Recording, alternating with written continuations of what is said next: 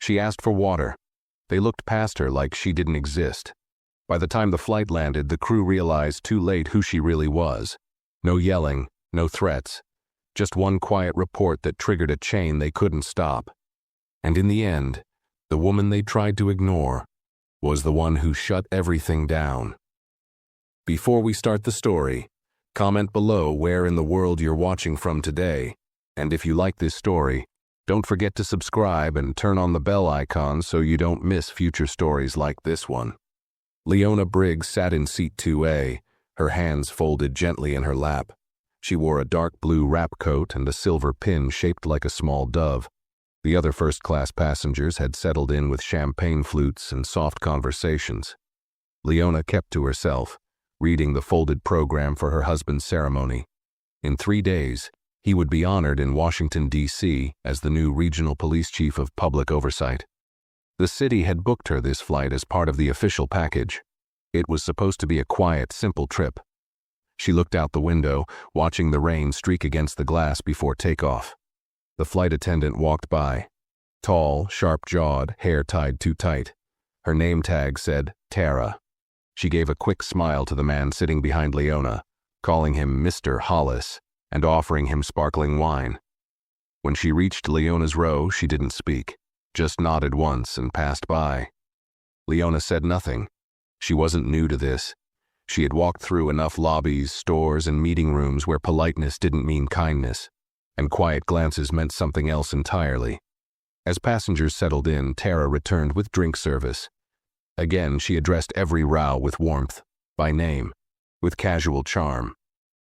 Mr. Dwyer, would you prefer the Brut or the Chardonnay? Mrs. Connolly, we also have cucumber water if you'd like that instead. When she reached Leona again, she paused, gave the smallest smile, then asked flatly, Drink? Leona's voice was soft. Just water, thank you. Tara didn't respond. She turned and walked off. No acknowledgement, no glass. The tray never came. Leona waited 5 minutes, then 10. She didn't call the button. She didn't look around for help. She simply leaned back and closed her eyes for a moment, trying not to feel what she already knew. It wasn't new, but it still stung. The man across the aisle, a white-haired man with a wristwatch thicker than his wrist, looked over and gave her a glance, then went back to his newspaper. He had seen it too, but he wasn't going to get involved. People like her were always alone in moments like these. Leona opened her purse and took out a small hand towel, dabbing the side of her eye not from tears but from a quiet fatigue that always showed up on flights like this. She sat still, said nothing. The plane began to taxi. This was supposed to be a good weekend. She didn't know yet that a single moment, just minutes away, would turn this flight into something no one on board would forget. Not because she raised her voice, but because she didn't need to. The plane lifted off the ground with a gentle pull. Leona kept her seatbelt fastened, her fingers resting lightly on the fabric. She didn't look around. The silence in her row felt heavier than the rest of the cabin. Across the aisle, the man from earlier had already been served a warm croissant with jam and a second drink. The attendant serving him was different this time, young, fresh-faced, and full of charm. He smiled wide as he poured the orange juice. Leona glanced down at her own tray table, still empty, no water, no napkin, not even a smile. She pressed the corner of the tray gently with her thumb, not to open it, just to remind herself it was still there. She had seen this before, not always on planes. Sometimes it was in boardrooms, sometimes in boutiques. A voice too flat, a face too blank, a tone too sharp to be professional. These things weren't loud, but they were clear. She remembered once years ago standing next to her husband at a city dinner. A man had mistaken her for the caterer and asked her to refill his wine. Darren had corrected him gently, but the sting had lingered. Some slights didn't bruise the skin. They pressed on the spirit. Back in the cabin, Tara returned. This time she was holding a tray of meals. She leaned into the row behind Leona, placing a cloth-covered dish in front of a woman with a pearl necklace and bright lipstick. "Your gluten-free salmon, Mrs. Connolly," she said with a smile that stretched too far. She didn't make mistakes with names when it mattered. Then she stepped forward and looked at Leona. "No more vegetarian options left," she said plainly. "We have a cold chicken sandwich or nothing." Leona looked up. Her voice stayed calm. "I had a pre-ordered vegetarian meal. Booked 3 days ago. It's in the system." Tara shrugged. "Sometimes it doesn't update." Her words were smooth, but her tone wasn't. She placed the sandwich tray down with a quiet thud. The plastic edges hit the table hard. No apology, no explanation. She turned away. Leona stared at the sandwich. The bread was pale. The lettuce was wilted. There was a packet of mustard tucked under a cheap napkin. No silverware, no cloth tray. Nothing like what the others had received. She didn't touch it. Not yet. Instead, she picked up her phone from her lap. No signal in the air, of course, but that didn't matter. She opened her Secure Notes app and typed 3 words. Conduct flag, 402. She saved it, locked the screen, then folded her hands again and looked straight ahead. She wasn't angry. She wasn't sad. But something in her had shifted, and Tara Mendez had no idea what she had just started. The sandwich sat untouched on the tray, looking almost out of place in the soft lighting of first class. Around Leona, glasses clinked, cutlery tapped against porcelain, and the soft hum of quiet conversation filled the air. It was as if nothing had happened, as if no one had noticed that one passenger had been handed a boxed meal, while the others dined on warm, plated dishes covered with linen napkins and polished utensils. Leona kept her posture straight. She wasn't going to bend over that tray. She wasn't going to let the smell of cheap mayonnaise or the stickiness of plastic cutlery mark her face with frustration. She knew what that would look like. Difficult. Emotional. Making a scene. She had been trained, not by books, but by years of being the only black woman in rooms full of suits and small talk, to carry her discomfort in silence. Behind her, she heard laughter. A dry chuckle from the man across the aisle. "Must have skipped her order," he muttered to someone beside him, low enough not to be clear, loud enough to be felt. Leona didn't turn around. Her jaw tensed slightly, but she kept her gaze on the seat in front of her.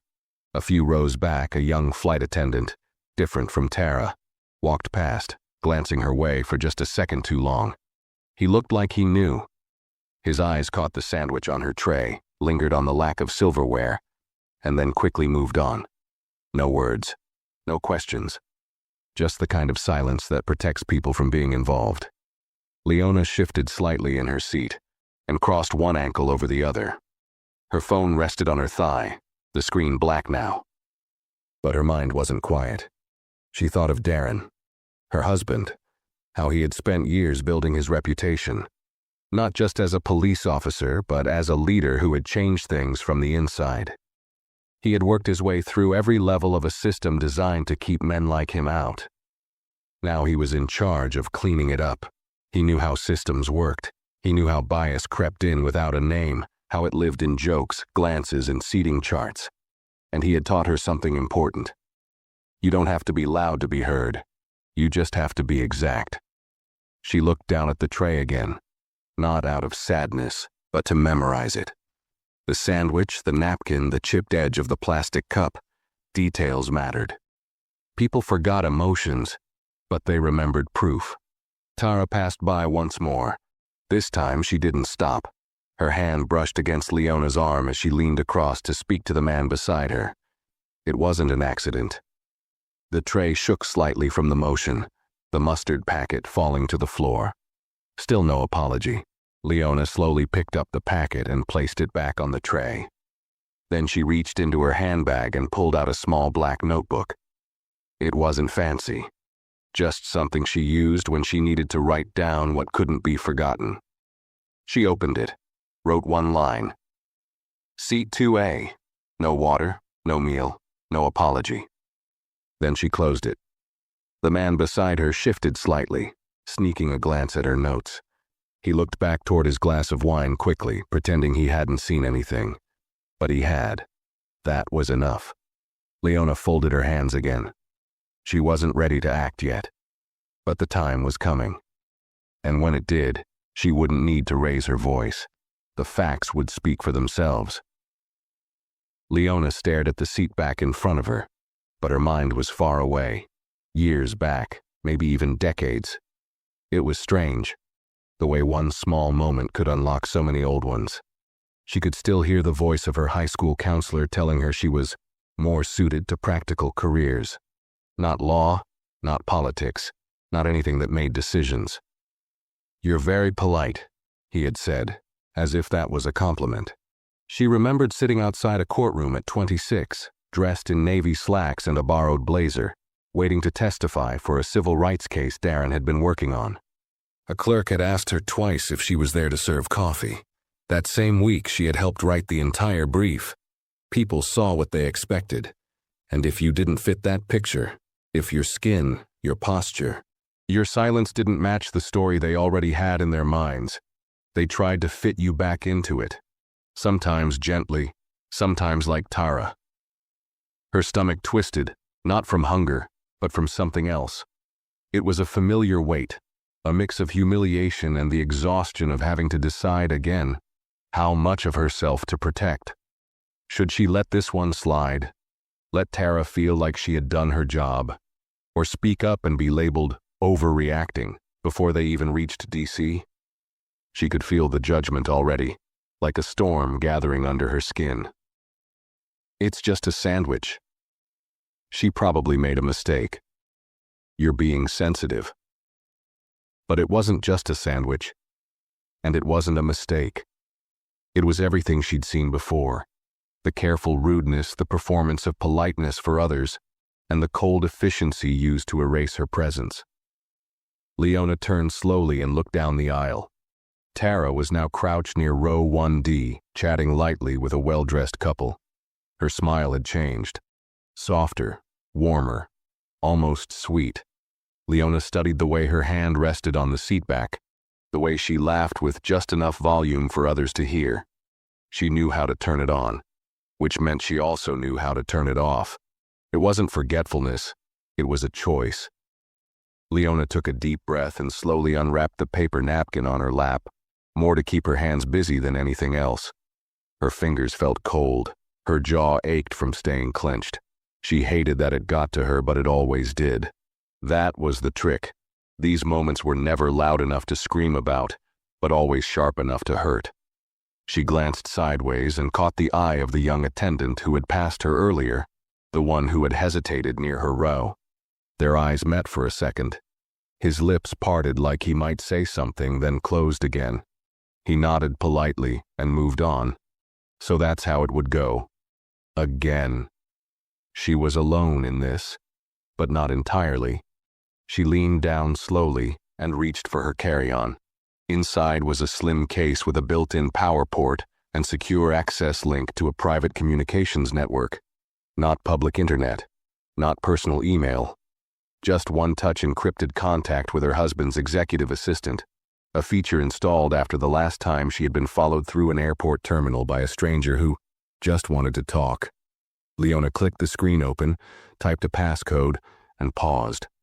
Her thumb hovered over the contact marked, "Office, Chief Briggs, Direct." Her reflection stared back at her in the screen's faint glow. Composed, calm. But something beneath the surface was shifting. She thought about Darren again, his lectures to new recruits. Never ignore the small things.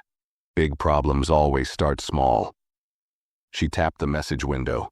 Her hands didn't shake. C2A, Flight 402. Issue with senior crew. Request quiet flag protocol. She read it twice, then hit send. There was no noise, no ping, no sign of anything happening. Just a tiny confirmation on the corner of the screen. Flag received. Processing.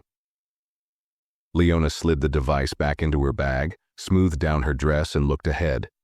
Across the cabin, the lights dimmed slightly as the plane cruised through a layer of cloud.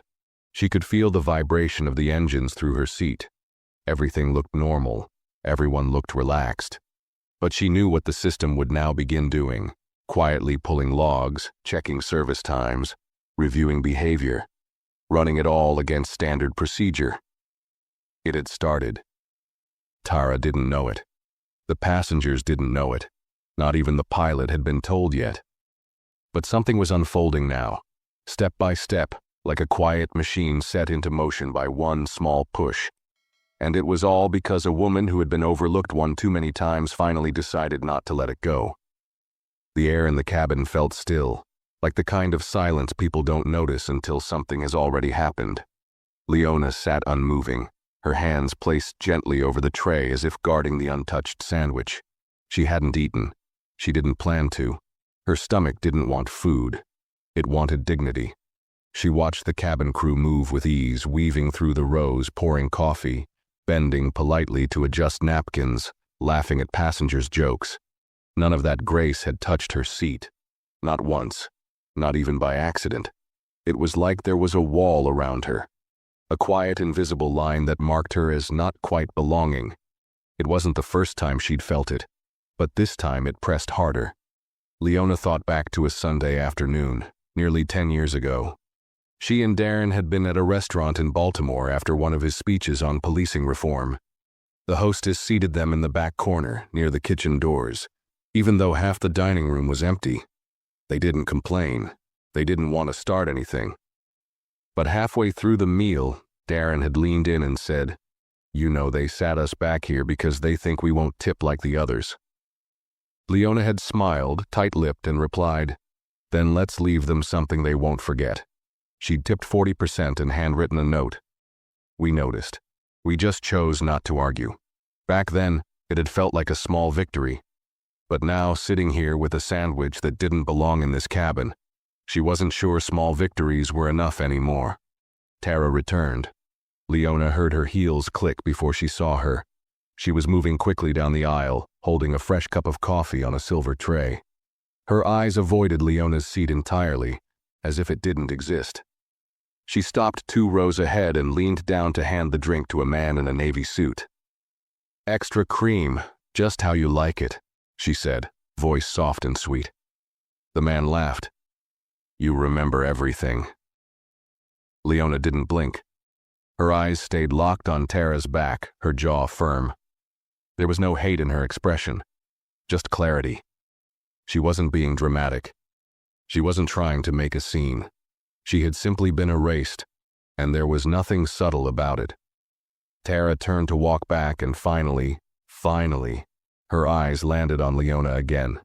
Still no words, no apology, just a flicker of acknowledgement, a glance too fast to mean anything. Leona raised her eyebrows slightly. Nothing dramatic, just enough to make Tara pause for half a second. The attendant hesitated in front of her row, maybe waiting for Leona to say something. But she didn't. She didn't owe anyone the labor of explanation. Tara moved on. From behind, a woman's voice whispered, "She didn't even ask if you needed anything." Leona turned slightly and caught the eyes of an older woman with gray streaks in her hair, seated across the aisle. She looked embarrassed, like she hadn't meant to say it out loud. "I'm sorry," the woman said quietly. That didn't look right." Leona nodded once. "It wasn't." The woman looked down at her lap. "If you say something, I'll back you up." Leona's lips curved just slightly. It wasn't a smile, not fully, but it was enough. She turned forward again. She didn't need backup. Not anymore. Her husband had built a system of accountability for officers who abused power. She had helped design the communication protocol he used to monitor misconduct. She knew how evidence moved through official hands. She knew what triggers audits, who flags logs, how silent actions leave loud footprints. And she had already pressed send. The system was watching now. The meal records, the service times, the tone analysis software embedded in cabin audio logs. It was all in motion. Tara thought she had gotten away with a slap. Not of a hand, but of dignity. The kind that doesn't leave bruises but makes someone feel like they're made of glass. And Leona wasn't made of glass. She had been cracked before, but she never shattered. As the plane continued its smooth ride over the Midwest, a notification buzzed on Leona's watch, soft, silent, and coded. "Conduct flag received. Team review initiated." She tapped the screen once, acknowledged it, and closed her eyes. Outside the window, the clouds looked gentle and harmless. But inside the system, the sky had already started to shift, and none of them, not Tara, not the passengers sipping wine, not the pilot in the cockpit, had any idea what was already headed their way. The soft ding of the seatbelt sign turned off. A few passengers stood to stretch. Others shifted in their seats, unbothered and full from their polished plates. The scent of warm pastries still lingered in the cabin. Leona could smell the cherry crumble someone had just been served 2 rows ahead. The contrast between that and the cold sandwich sitting untouched on her tray made her jaw clench again. Not from anger, but from something deeper, something older. She looked at her tray once more. The sandwich had started to dry out at the edges. The lettuce had wilted completely now, curling inwards as if even it didn't want to be part of this. The little napkin folded beside it looked smaller than it had 30 minutes ago, and the water cup, only half full to begin with, now had tiny beads of condensation trickling down its side, like sweat. Leona didn't move. She just watched it all. Not because she didn't know what to do, but because she knew exactly what she was doing. She had learned long ago that the most dangerous tool wasn't anger. It was patience. People always underestimated a calm woman, especially one who didn't push back right away. They mistook quiet for defeat, stillness for submission. But what they never saw, what they couldn't imagine, was that in silence people like her were taking notes, remembering, preparing. Her thoughts wandered to her childhood, sitting with her grandmother on a creaky porch in North Carolina. "You don't have to shout to be heard, baby," her grandmother used to say. "You just gotta speak when the room is finally quiet enough to listen." The room wasn't quiet yet, but it would be. She reached into her bag again, this time pulling out a small hand mirror. Not for vanity, just something she always carried when traveling. Habit, more than anything. She glanced at her reflection. Her makeup was still neat, lipstick holding, mascara untouched. Her face was composed, but her eyes looked tired, not from the flight, from the weight of having to do this again, to sit in a space she had earned, with a ticket, with merit, with years of supporting someone who had reshaped an entire department, and still be treated like a mistake in the system. She wasn't a mistake. She was the test the system failed over and over again. Across the cabin, Tara moved with ease. She was helping a passenger with his recliner button now, smiling brightly as she kneeled beside his seat. Her laugh was light, her tone soft. She looked like someone who had mastered the art of customer service. To most people watching, she was doing her job well, but Leona knew better. It wasn't about what Tara did. It was who she chose to do it for. Selective kindness, targeted professionalism, the type of treatment that didn't break rules, but bent them just enough to draw a line between who mattered and who didn't. Leona's watch buzzed again, shorter this time. A second code had been received. This one meant the report was now actively being reviewed. Crew identifiers logged. Passenger meal confirmations cross-checked. Cabin audio being parsed for service tone discrepancies. All of it done without noise. She returned the hand mirror to her bag, then slowly sat back in her seat. She crossed her legs at the ankle, adjusted the fold of her coat, and folded her hands once again. The passenger across the aisle, Mrs. Connolly, watched her for a long second. Leona felt it, but didn't react. Let them wonder. Let them feel that something was happening and not know what it was. That was how change began. Not with shouting, but with unease, with the discomfort that comes from watching someone who should have crumbled. Stay upright. She turned her head slightly toward the window, letting the fading light play across her face. Somewhere far below, the world went on as usual. Cars moving, people shopping, someone picking up dinner on the way home. And yet, right here, in this cabin filled with white noise and warm desserts, a storm had already begun. It had no sound, but it would leave nothing untouched. The overhead lights shifted slowly from daylight to a dimmed amber glow, signaling the transition into the quieter portion of the flight. It gave the cabin a soft, almost tender hue, an illusion of peace that didn't match what Leona felt inside. She hadn't said a word in over 40 minutes, not to a single crew member, not to a passenger. Her silence had grown thick around her, like a second skin, but it wasn't passive. It was deliberate. In that silence, every movement around her became clearer, every whisper more obvious, every choice made by the crew more loaded. Tara passed again. Still no eye contact. Still no question if she needed anything else. Leona watched her from the corner of her eye. The way her smile lifted so effortlessly when addressing the man in 1C. How she leaned down, laughed gently and said, "You always pick the Bordeaux." I should have known. It wasn't just service. It was intimacy, performance, the act of making certain people feel seen, and by contrast making others feel invisible. It was subtle, but Leona saw it, every single time. She turned back toward the window. Her reflection stared back at her faintly now, half-shadowed, softened by the dim cabin light. She studied her own expression. Calm, composed. But there was a tiredness under her eyes she couldn't hide.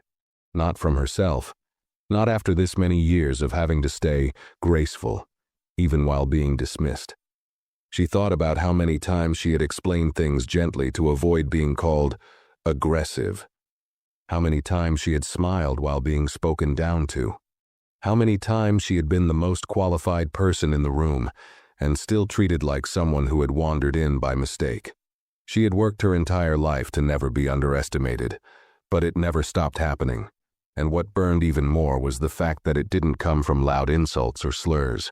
It came from shrugs. It came from being served last. It came from someone not even bothering to learn your name. Tara hadn't said Leona's name once. She had served 5 other passengers around her, called 3 of them by name, even remembered what 2 of them drank on previous flights. But Leona, just ma'am, cold and flat, as if she didn't deserve to be remembered, as if she didn't belong here. Leona closed her eyes for a moment, breathing in through her nose slowly, deeply. Her fingers curled slightly against her knee. She wasn't angry, not in the way people think of rage. It wasn't hot. It was cold, focused, controlled. It sat at the base of her spine like something she'd learned to live with, like a warning system that never quite turned off. She opened her eyes again. Then came the moment that changed everything. Tara returned, this time quickly, as if irritated. She carried a small cup of water on a tray, the kind they handed out like an afterthought. She didn't stop at Leona's seat. She leaned across it to hand the cup to the man beside her. Mr. Ellison, she thought his name was. And as she did, her hand jerked. The tray tilted, and the edge of the cup caught Leona's shoulder. The water splashed, cold and sharp, against her collarbone. Not enough to soak her, but enough to sting. Enough to humiliate. Tara's eyes widened, but only for a split second. "Oh," she said dryly. "Didn't see you there." No apology, no towel, just those 6 words. "Didn't see you there." Leona slowly turned to face her. Her hands remained folded. Her chin tilted upward, not in pride, but in clarity. "You didn't see me?" she asked, voice low even. Tara hesitated. For the first time, there was something uncertain in her expression. Her posture shifted, subtly, like she suddenly didn't feel as in control. Leona didn't wait for an answer. She turned back to her seat and calmly dabbed at her blouse with the edge of the napkin that had come with the sandwich she still hadn't touched. Around her, the air felt different. A passenger nearby looked up. Another leaned forward slightly, as if they had caught something in Leona's voice they hadn't expected. A firmness that made them rethink what they'd been ignoring all flight. Leona didn't speak again. She didn't need to. She reached into her bag, unlocked her tablet, and opened a folder labeled simply, OCP Oversight.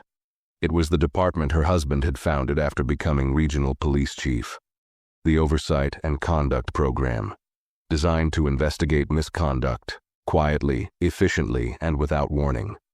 She opened a secured subfolder, typed a quick message. Incident escalation. Flight 402.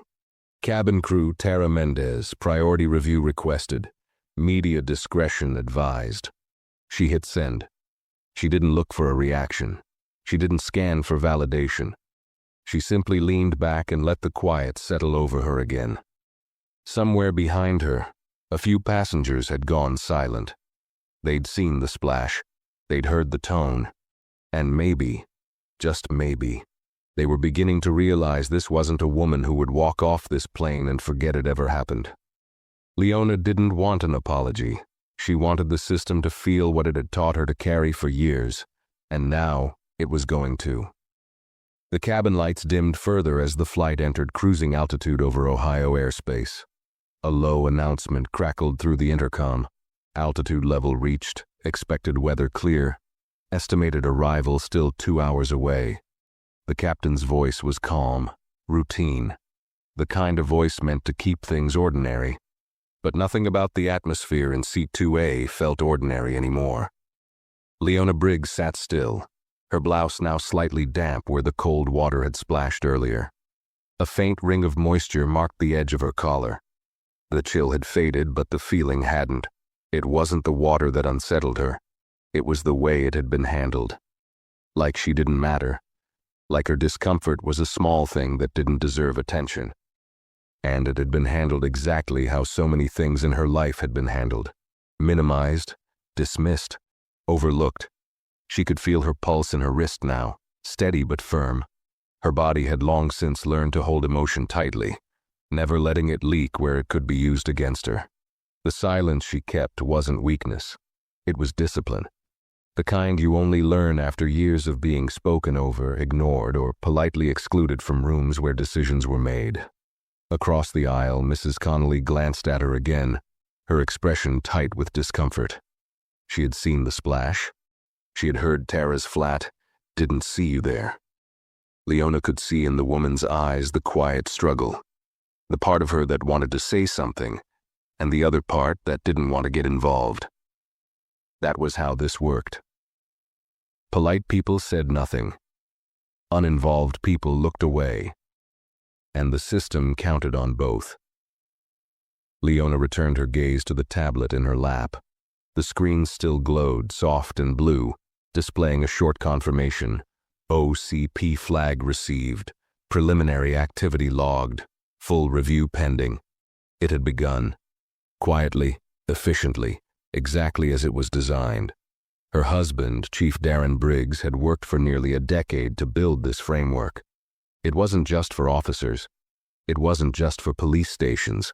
It had been expanded across city departments, into airports, medical centers, and yes, even airline partnerships. The idea was simple. If a person representing an institution behaved with quiet discrimination, the system needed a quiet way to respond, with power, not noise. Leona had once asked him if he thought it would work. He had told her, only if people like you are brave enough to use it. So now she was.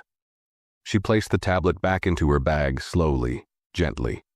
Her fingers lingered on the zipper, then closed it. She sat back, not with comfort, but with resolve. Tara reappeared 2 rows ahead. Her voice was back to its carefully curated customer tone. Would anyone care for dessert? We have chocolate mousse or creme brulee. Leona tilted her head slightly, watching her. The performance never cracked, not once. If you didn't know better, you'd think Tara was flawless, gracious, efficient, charming. But Leona did know better. She had felt the temperature change the moment she boarded. She had seen the quick glances, the small delays, the lack of eye contact, the way Tara had subtly recoiled when handing her a tray, the way her tone flattened only with her, the way other passengers got warmth while she got instructions. She could list every moment, in order, with timestamps, because that was the kind of woman she had become over the years. Not loud, not emotional, but exact. She let her eyes linger on Tara just long enough that the attendant glanced her way. For the first time since the flight began, Tara's expression shifted, just slightly. A flicker of something Leona couldn't quite define. Not fear, not guilt, but unease. That was enough. The woman who had dismissed her was starting to realize she might have made a mistake. Tara turned quickly and disappeared into the galley. Leona sat with that for a moment. Her breathing was steady, her hands relaxed. But inside her something powerful had settled. A knowing. A sense that she had crossed a line she wasn't coming back from. Not because she was seeking revenge. Not because she needed validation, but because if she didn't respond, nothing would ever change. And that meant this wasn't just about her anymore. This was about the next woman who sat in seat 2A. The next black passenger who ordered a meal in advance and was told it wasn't available. The next time a crew member smiled at everyone except one. She had stayed quiet in many moments like this over the years. Too many. She had told herself not to cause trouble. She had smiled through insult. She had shrugged off dismissal. But not today. Today she had asked the system a question it could no longer ignore. Outside the window, the sky had turned darker. The last of the sunlight flickered across the tops of the clouds. It looked peaceful, almost soft. But Leona knew better than to mistake quiet skies for still air. Beneath that silence, pressure was building. Systems were shifting. Logs were opening. Reviews were being pulled. And she was at the center of it. Not because she wanted to be, but because she refused to disappear. The flight moved steadily through the night sky, cruising over the last stretch of the Midwest. The cabin was now mostly quiet. Passengers settled into movies, half-lit screens flickering over their drowsy faces. A few had reclined their seats, soft blankets pulled up to their waists, a warm drink resting on tray tables. But Leona Briggs remained upright, not out of discomfort. Not even out of anger. She was simply waiting. Her posture was relaxed, but her senses were sharp. Every footstep, every hushed murmur from the galley, every click of a drink cart felt louder to her now. She had entered the kind of awareness that years of self-control had trained into her body, the ability to sit still but remain fully alert. She rubbed her thumbs slowly against the smooth curve of her wedding band. The gold had dulled slightly over the years, but it was still firm, still weighty. A gift from Darren after their 10th anniversary. He'd said, "It's not new, but neither are we. And yet we're still strong, still here, still here." That's how Leona felt in this moment. Not victorious, not defeated, just present, unwilling to vanish like the system so often wanted people like her to do. The curtain separating first class from the galley shifted slightly. A face appeared. Not Tara. It was the young male flight attendant. Nervous eyes, dark hair, hesitant steps. He held a tray with a folded linen napkin and what looked like a fresh dessert.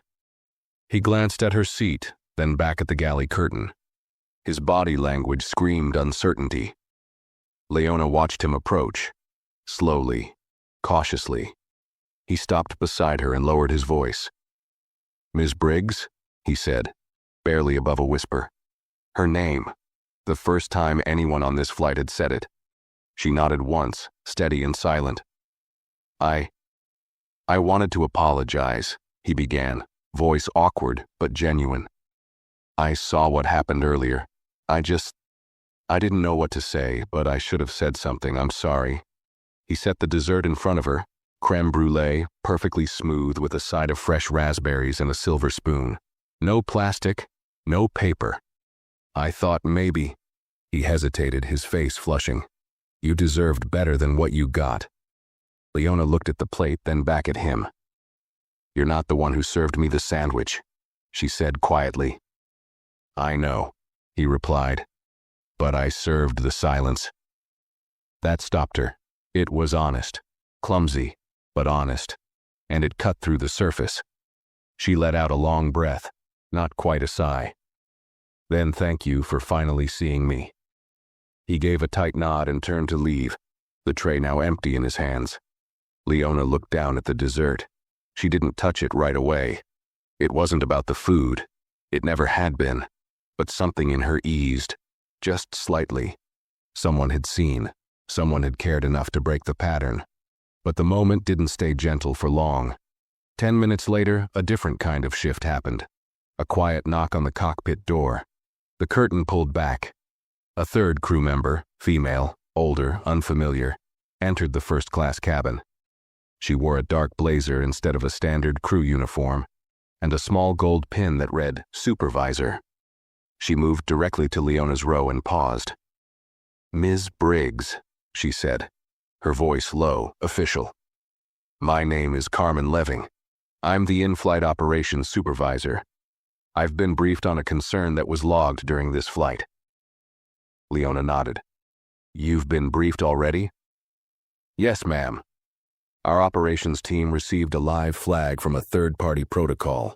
The system initiated an alert for crew behavior and passenger treatment inconsistencies. I'm here to begin the initial record." The words were clinical, efficient, no drama. But behind them was weight. Leona could feel the energy shift across the cabin. A man in 1D sat up straighter. The couple across from her paused their movie. Mrs. Connolly across the aisle didn't even pretend not to listen. Something was happening, and this time no one could ignore it. Supervisor Leving pulled out a small tablet and began speaking in a quieter tone. "This isn't a formal investigation. Yet. I'm here to log your experience and notify you that senior review has already been activated through internal compliance."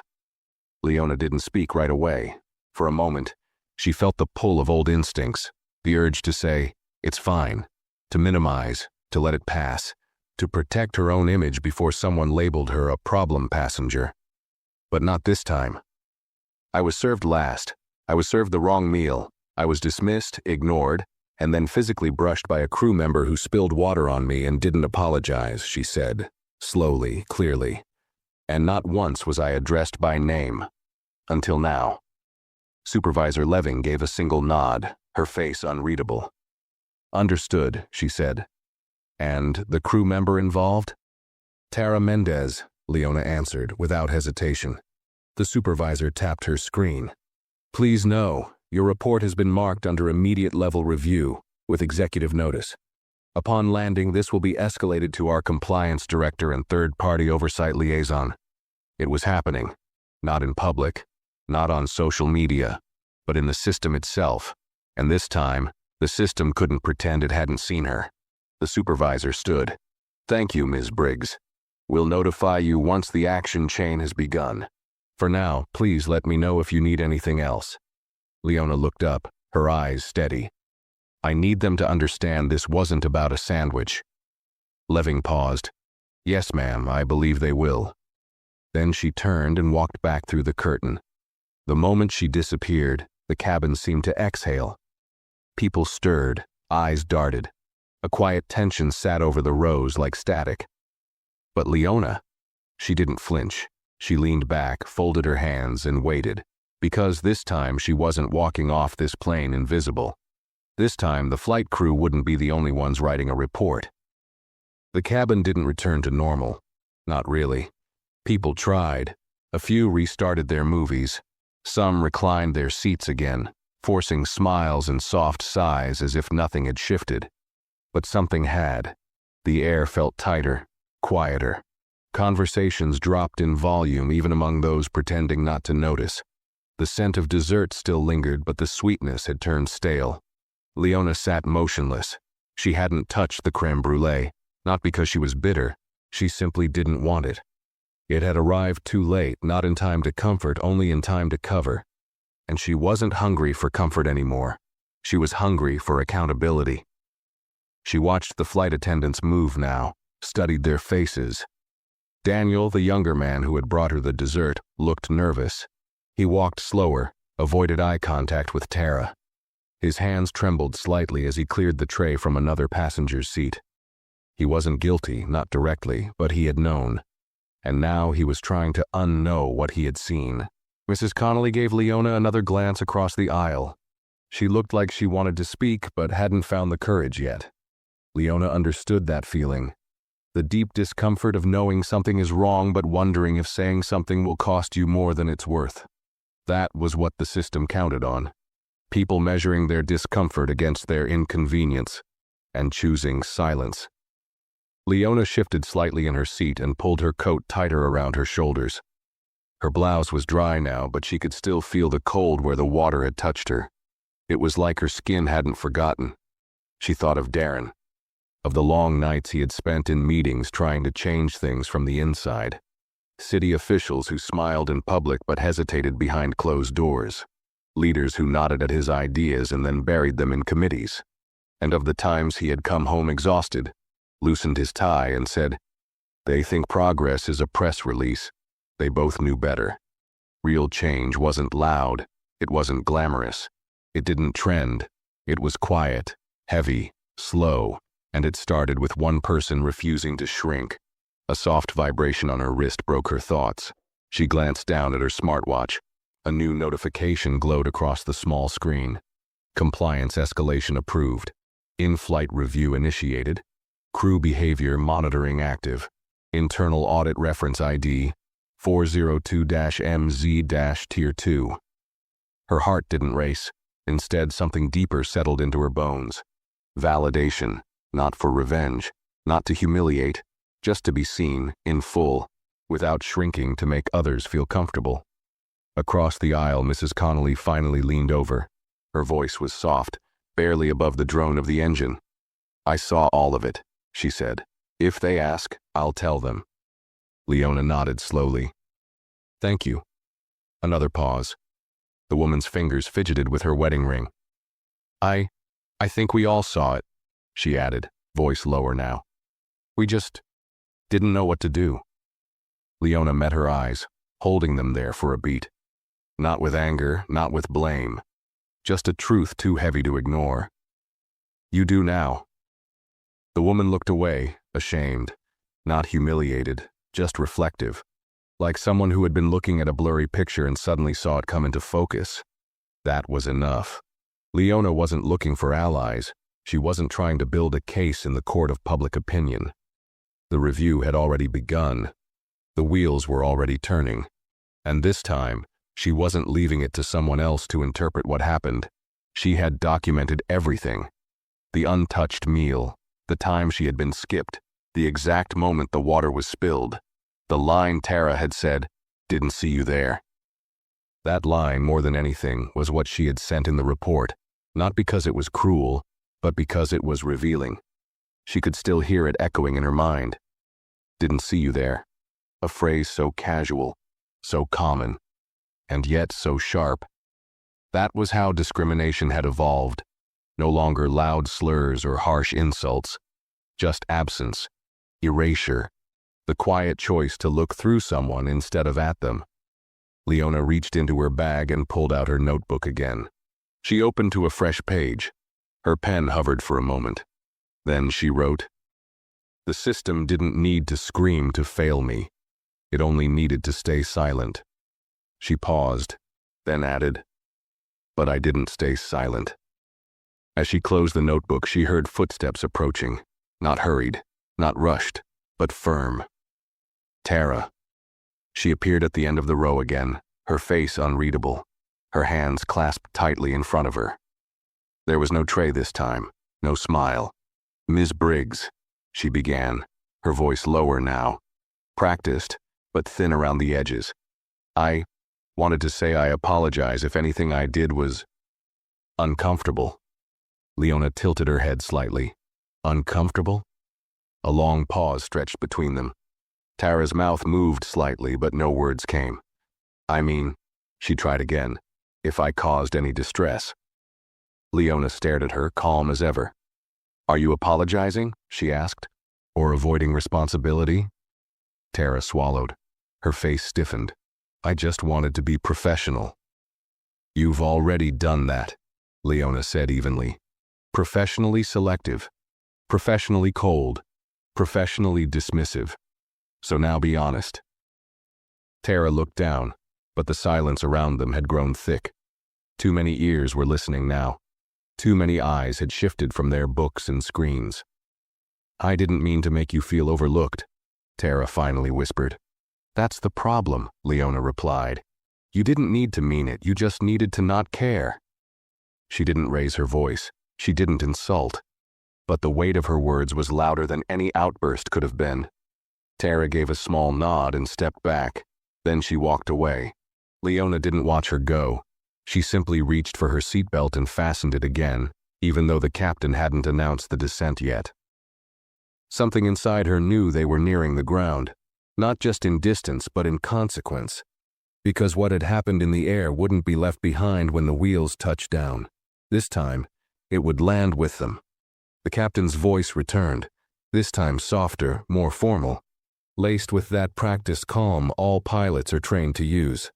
Ladies and gentlemen, we'll begin our initial descent into Washington, D.C. in approximately 20 minutes. Please remain seated as we prepare for landing. Thank you again for flying with us this evening. There was a rustle in the cabin as people slowly straightened in their seats, folding away blankets, unplugging devices, stretching arms that had grown stiff in sleep. But for Leona Briggs, nothing shifted. She had been upright the entire time. She hadn't closed her eyes once. Her mind was too active. Not spinning, not anxious, but quietly organizing.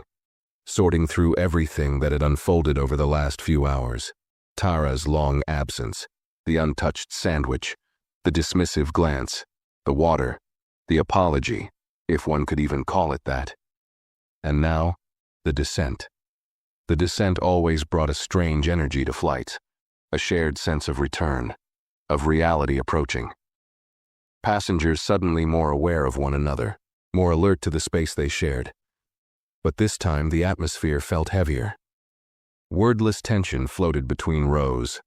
A few passengers glanced at Leona now, no longer hiding it. And she let them. She had nothing to shrink from. In fact, she felt taller, not proud, not triumphant, just anchored. Because this wasn't just about what happened to her. It was about what people like Tara had been allowed to do, unchecked, for years. About how easy it was to dismiss someone quietly, as long as you smiled while doing it.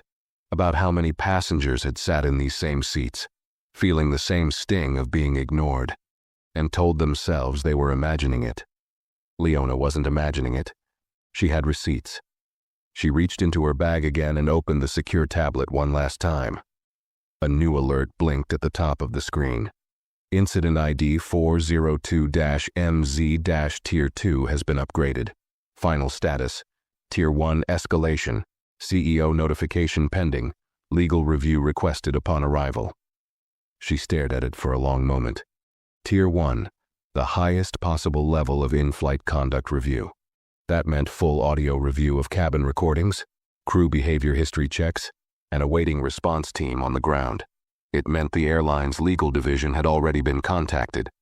It meant Stratus Air's CEO would be informed of the report before midnight.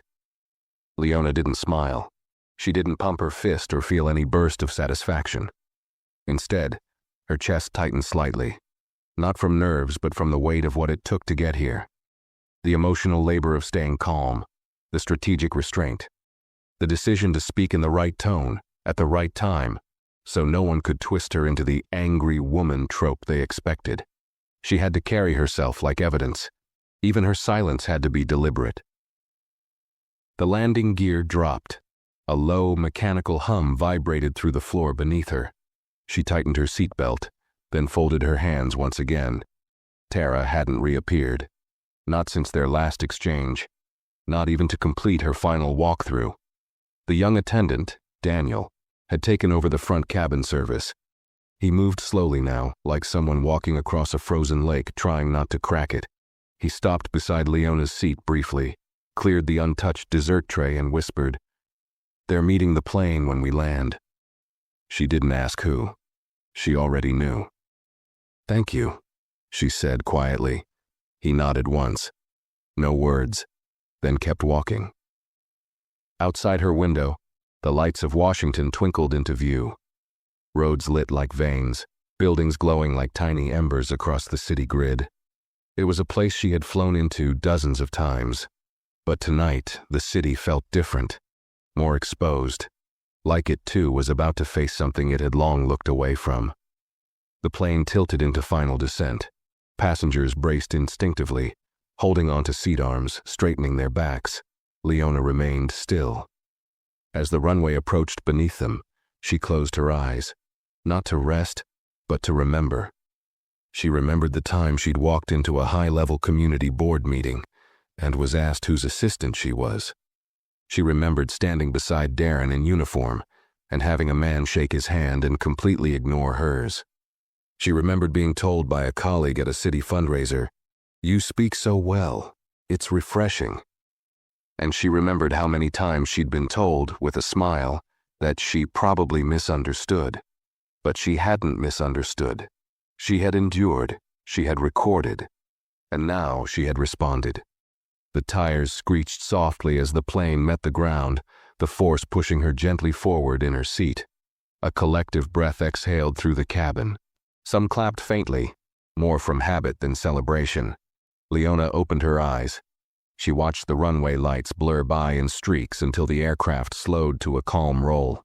Then came the pause, wheels clicking beneath the cabin, a soft tone overhead, the mechanical whir of engines powering down.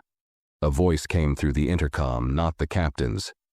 "This is your lead crew member speaking. Please remain seated with your seatbelt fastened. Ground staff will assist us shortly." It was neutral, carefully neutral, but behind it she could hear it. A shift, an alertness. They knew. Leona looked forward. Through the narrow gap between the curtain and the exit row, she could see the entry door. Two silhouettes stood just beyond it. One wore a suit, the other wore a visible airport security badge. They weren't here to greet passengers. They were here to investigate. And this time, it wasn't because someone made a scene. It wasn't because someone shouted or cursed or went viral. It was because someone in seat 2A had simply refused to disappear. She unclipped her seatbelt, adjusted her coat, and waited. Not for justice, just for the system to finally look her in the eye. The plane came to a full stop at Gate 47, but no one stood up. It was the kind of pause that didn't feel like part of the usual routine. The lights stayed dim. The seatbelt sign remained lit a little longer than normal. The flight crew didn't begin their usual cheerful chatter about baggage and connections. There were no warm goodbyes, no thanks for flying with us. Only stillness, controlled, careful, too careful. Leona noticed the subtle things first. The way Daniel lingered at the front near the cockpit, glancing back toward the curtain with tight shoulders. The way one of the pilots stepped into the aisle, whispered something to the supervisor, then stepped back again, his expression unreadable. The way Tara hadn't appeared, not once, since the captain's final announcement. She had disappeared from the cabin entirely. Leona sat straight, hands clasped, eyes forward. She didn't fidget, didn't reach for her bag, didn't even look toward the other passengers who now sat awkwardly, shifting in their seats, clearly wondering what the holdup was. No one said her name. No one asked if she was okay.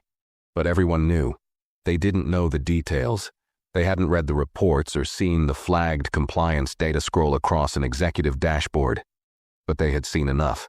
A spilled drink, a tense exchange, a crew member gone quiet, a supervisor called mid-flight. It was more than enough for the average passenger to understand. Something had happened, and whatever it was serious. Leona glanced out the window. On the tarmac below, she could see them now. 3 figures standing just past the jet bridge, 2 in navy blue airport operations uniforms, 1 in a tailored charcoal suit, holding a thin folder under his arm. He wasn't fidgeting. He wasn't smiling. He was just waiting. The way people wait when they already know what's coming. Inside her chest, a familiar pressure tightened. Not fear, not regret, but that old persistent question, will they actually act this time, or will they smooth it over? She had seen it happen before. Meetings where everyone nodded, then buried the complaint in paperwork. Community panels where stories like hers were described as isolated incidents. Apologies that sounded like favors. Invitations to speak at diversity forums that changed nothing. She had learned to prepare for the letdown, even while pushing for justice. But something about this moment felt different. Not because of the people, but because of the process. This wasn't a whisper in the break room. This wasn't a side conversation. This was a documented protocol, triggered mid-flight, sent to 3 departments and 1 federal oversight office. Tier 1 meant accountability wasn't optional. It meant the silence that had protected people like Tara for years wouldn't be enough this time. The seatbelt sign finally blinked off with a sharp ding. Still, no one moved. Then came the announcement. A male voice this time, calm, measured. "Ladies and gentlemen, we kindly ask all passengers to remain seated for a brief moment. Some members of our cabin crew will be asked to exit first for immediate debriefing. Your patience is appreciated." Gasps didn't fill the cabin. There were no shouts, just silence and wide eyes. Leona slowly turned her head, glancing toward the rear of the aircraft.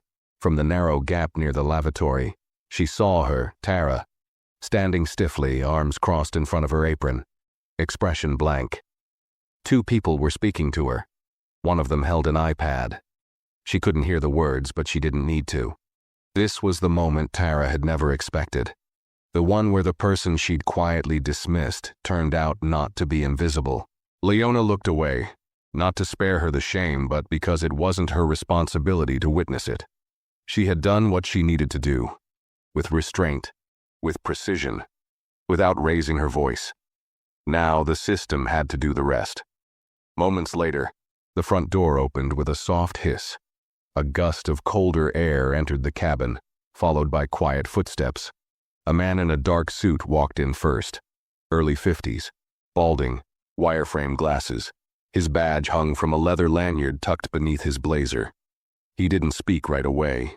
He simply looked down the aisle, scanning the passengers, then nodded to someone behind him. Daniel approached Leona's seat. He didn't kneel, didn't whisper. He just stood there, straight, composed, and said, "Ms. Briggs, the operations team would like to speak with you briefly before you exit. You're welcome to remain seated until they're ready, or step off first if you'd prefer." Leona looked up at him. His voice was calm, but his eyes, they weren't avoiding hers anymore. They held something else now. Accountability. She nodded once. "I'll wait." He inclined his head and stepped aside. Behind her she heard movement. A carry-on being pulled from the overhead. Not hers.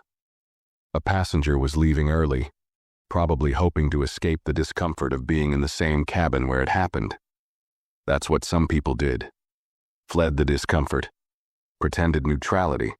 But Leona wasn't leaving early. She would walk off that plane last if she had to. Not out of pride, but because she needed to feel her steps. Needed to remember what it felt like to walk through a moment she didn't let pass quietly. The passengers ahead of her slowly began to stand, one by one. No rush, no chatter. Just stiff shoulders and eyes darting away from hers. She didn't look down, didn't shrink, didn't offer comfort to ease their awkwardness. She had carried too much for too long. Now it was their turn to sit with the weight. And as they filed out, she remained still, calm and grounded, watching the same door that had let her in now open for something else entirely. Not a new city, not a hotel, not a reunion, but accountability. Waiting, without apology. The line of passengers slowly moved past Leona's seat, each person stepping into the aisle with careful motions, as if afraid to draw attention to themselves. Eyes darted toward her, then quickly away again. Some nodded slightly. Some gave tight, nervous smiles. Most looked down. No one said her name. No one said anything at all. It was a familiar silence. Awkward, uncertain, but safe for them. The kind of silence people reach for when they don't know how to engage without being implicated.